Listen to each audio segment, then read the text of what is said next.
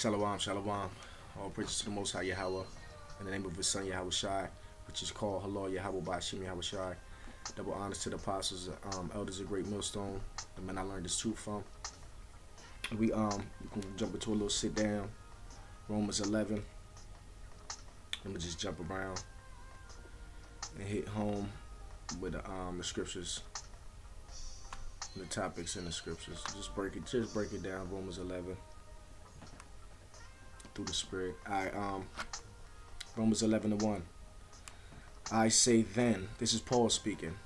I say then, have the Most High cast away His people? God forbid. So Yahweh did not cast away Israel. Israel is still a people before a place, and we're still a nation. We might be scattered right now, but we're still a nation, and the Most High has not cast away His people. It says, God forbid, for I also am an Israelite of the seed of Abraham, of the tribe of Benjamin. So Paul was a Benjaminite. The Most High have not cast away His people which He foreknew. Wot you not what the scripture saith of Elias, how he maketh intercession to the Most High against Israel, saying, Lord, they have killed thy prophets and digged down thine altars, and I am left alone, and they seek my life. Because Israel always killed the prophets, or attacked the prophets.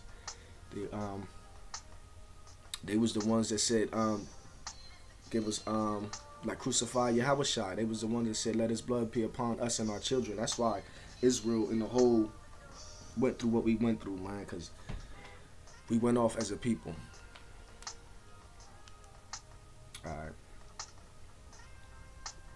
But what, verse 4, but what saith the answer of the Most High unto him? I have reserved to myself 7,000 men who have not bowed the knee to the image of Baal. And 7,000 men don't mean 7,000. It means a complete number. It actually means more like the complete 144,000 that's going to be delivered in Revelations 7 and Revelations 14. That is the complete number. 7,000 as a whole. 7 as a whole. Yeah. Alright. I was going to get it, but it's alright. I don't know how much time I got. Even so then, at this present time, also is there a remnant according to the election of grace. So the Most High has a remnant of Israel that's going to be saved, man, according to the election. We was elected, Lord willing I be a part of that number, elected for grace. Elected to be saved, man, since the beginning. To be found blameless in the eyes of Yahweh Bashim Yahweh Shai.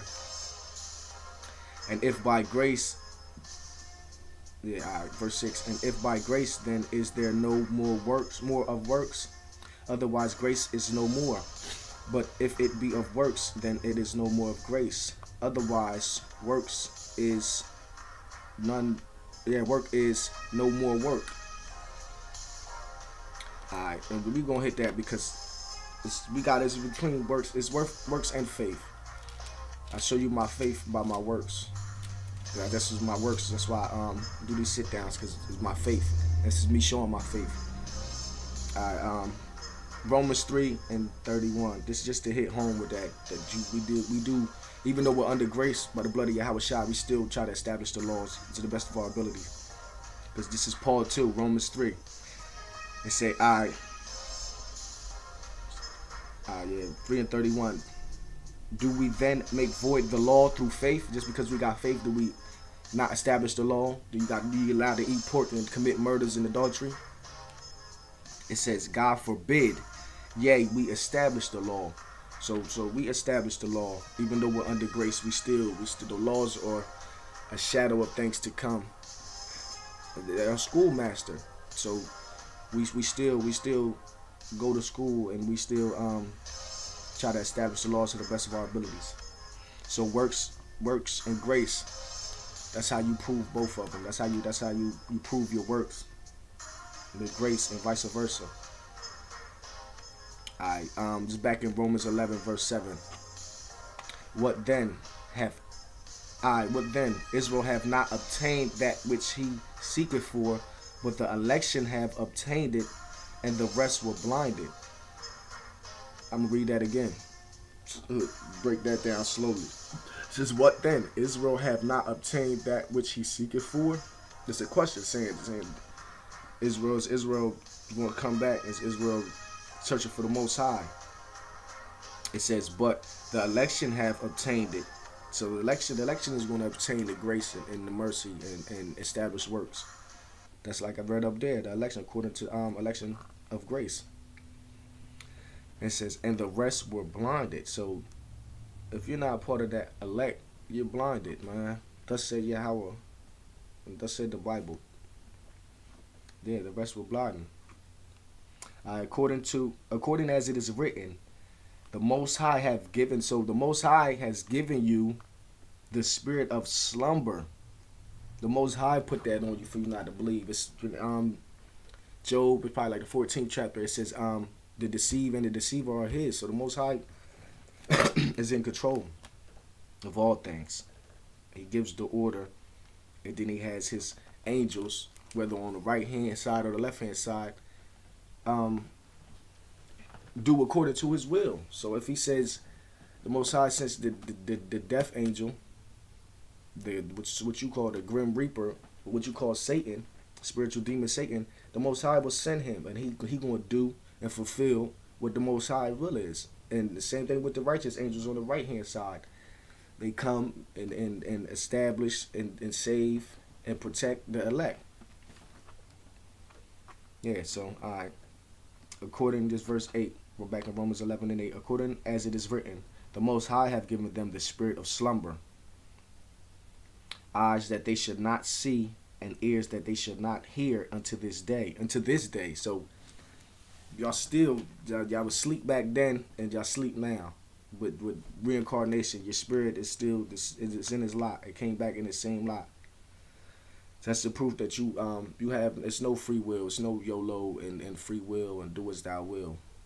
The Most High has control. The deceiver and the deceiver are his. So he put the spirit of slumber on you until this day. And David saith, let their table be made a snare, a trap, and a stumbling block, and a recompense unto them. And the table is, you're supposed to sit down and eat at the table. The table is not supposed to be a snare. And Yahweh Shai is that table. Yahweh Shai is the snare to these people that can't accept him, to this truth. You're not going to get grace. Yahweh Shai is the grace and mercy. And if you're not under that order, then you're not going to receive the grace and mercy, man. Alright, yeah. Verse 10. Let their eyes be darkened, so you have no light in you, that they may not see, and bow down their back always. And I say then, have they stumbled that they should fall? God forbid. But rather through their fall, salvation come unto the Gentiles, for to provoke them to jealousy. So we fell back in the eye. So you will go back to the ancient world, and not the ancient world, but you go back to Rome in the times of Paul, and the falling away, the Gentiles who fell away were being called back. They were only scattered Israelites. That's why I say when you at the beginning it said, have the Most High cast away his people? No, God forbid. And then when you get to 11, it says the Gentiles. The Gentiles are the Israelites that are in the heathenistic state of mind. And so I'll read it again. I say then, have they stumbled that they should not fall, that they should fall? The Most High forbid, but rather through their fall, through them falling away and messing up, salvation is come unto the Gentiles, for to provoke them to jealousy. So, because the Gentiles is going to come in the fold, and being not circumcised or being not raised up in the law, statutes, and commandments, they're going to have grace and mercy and be forgiven through the blood of Yahweh Shai. And it's going to provoke the Israelites who know they're Israelites back then to jealousy. Now, if the fall of them be the riches of the world, and the diminishing of them the riches of the Gentiles, how much more their fullness? For I speak to you Gentiles, inasmuch as I am the apostle of the Gentiles, I magnify my office. So Paul was apostle of the Gentiles. He was sent to redeem the house of Israel that was scattered. not the whole world, because the Gentiles that Paul is speaking to all throughout the Bible, what he's written to is scattered Israelites, man. It's not nobody else. So Paul, being an Israelite, told you that he's writing to the scattered Israelites. And we hit home with James 1:1 with that, because the whole Bible is to the Israelites and the scattered Israelites. It's not to nobody else. It has the other nations' judgment and their condemnation in it, and history of them, but the salvation and the grace and mercy is not to them. All right, James 1:1. James, a servant of the Most High, so he was a servant of the Most High, and of the Lord Yahushai Hamashiach, to the 12 tribes which are scattered abroad, greetings. So James was writing to the 12 tribes, and it says, my brethren, count it all joy when you fall into diverse temptations. So James is writing to the brethren, the scattered Israelites. It's nobody else was writing to anybody else. Everybody was writing to scattered Israelites. It's nothing you can pull out your ass to prove that they was writing to anybody else, man. All the other doctrine gets cut when you study words, and you learn that the Gentiles is the Hellenized Jews. It's two different definitions of Gentiles. That's like as many different definitions of world. In John 3:16, it said God so loved the world. But when you look that up in the Greek, that world don't mean the whole world. It means a certain establishment, a certain congregation, and that's the congregation of Israel, the Israelites, not the whole world. A certain sect out of the world, and that's the Israelites. So when you read John 3:16, it said the Most High so loved the world of Israel, not the world, not the whole world, not the world of the Edomites, not the world of the Ammonites, the world of the Israelites. Because you know what, we're gonna get Matthew 2.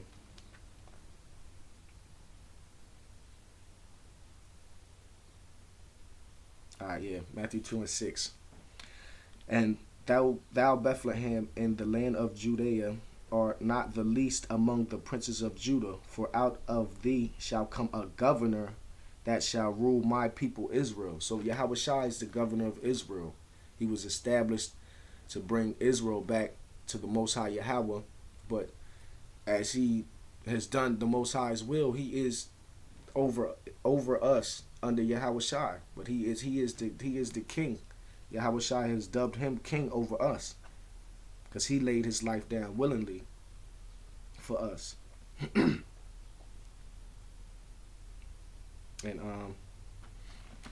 we're gonna hit 1 Corinthians 10. Yeah, 1 Corinthians 10:1. Moreover, brethren, I would not that you should be ignorant how that all our fathers were under the cloud and all passed through the sea.